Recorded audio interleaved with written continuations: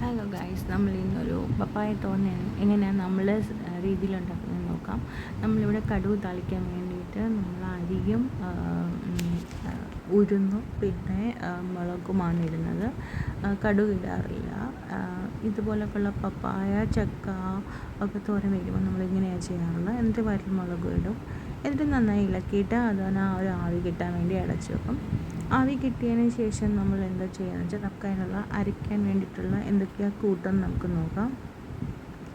അരയ്ക്കാൻ വേണ്ടിയിട്ട് നമ്മൾ സാധാരണയായിട്ട് തേങ്ങ ഉണ്ടാവും, ജീരകം ഉണ്ടാകും, വെളുത്തുള്ളി ഉണ്ടാവും, കാന്താരി മുളക് ഉണ്ടാവും, തേങ്ങ ഉണ്ടാവും. നമ്മളിപ്പോൾ ഒരു അരമുറി തേങ്ങ എടുത്തിട്ടില്ല, അതിൻ്റെ കാൽഭാഗം തേങ്ങയാണ് എടുത്തേക്കുന്നത്. അരമുറിയുടെ പകുതി മാത്രമേ എടുത്തുള്ളൂ.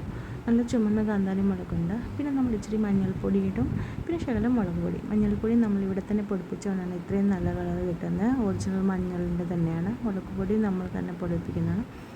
എന്നിട്ട് കറിവേപ്പിലയുമായിട്ട് അമ്മ നന്നായിട്ട് ഇപ്പോൾ തിരുമ്മി ചേർക്കുന്ന കാണാം.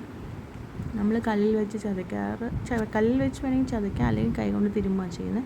മിക്സിയിലിട്ട് അടിക്കാറില്ല. എന്നിട്ട് നമ്മുടെ പാകമായിട്ടുള്ള വെള്ളം ചേർക്കാറില്ല. നമ്മൾ പപ്പായയ്ക്ക് ആവി കൊണ്ടാണ് വേവേണ്ടത്. പാകമായിട്ടുള്ള ഇതിനകത്ത് നമ്മളൊരു കുഴി കുത്തിയിട്ട് അതിനുള്ളിൽ വയ്ക്കും ഈ തേങ്ങ ആയതുകൊണ്ടുള്ള അരപ്പ്. എന്നിട്ട് വീണ്ടും ഒരു ആവി കയറാനായിട്ട് വെച്ചിട്ട് വീണ്ടും ഒന്നും കൂടെ ആവി കയറുന്ന വേണ്ടിയിട്ട് വയ്ക്കും. അപ്പോഴത്തേക്കും അരപ്പ് നന്നായിട്ട് വേകുവാൻ വേണ്ടിയിട്ട്. എന്നിട്ട് അരപ്പ് വെന്തതിന് ശേഷം വെന്തോന്ന് നോക്കാൻ വേണ്ടി നമ്മൾ ഇടയ്ക്കൊന്ന് തുറന്ന് നോക്കും. അപ്പോൾ ആവിയൊക്കെ വരുന്നുണ്ടാവും. എന്നിട്ട് നന്നായിട്ട് ഇളക്കിയിട്ട് നല്ല ചൂട് ചോറിൻ്റെ കൂടെ കഴിക്കണം.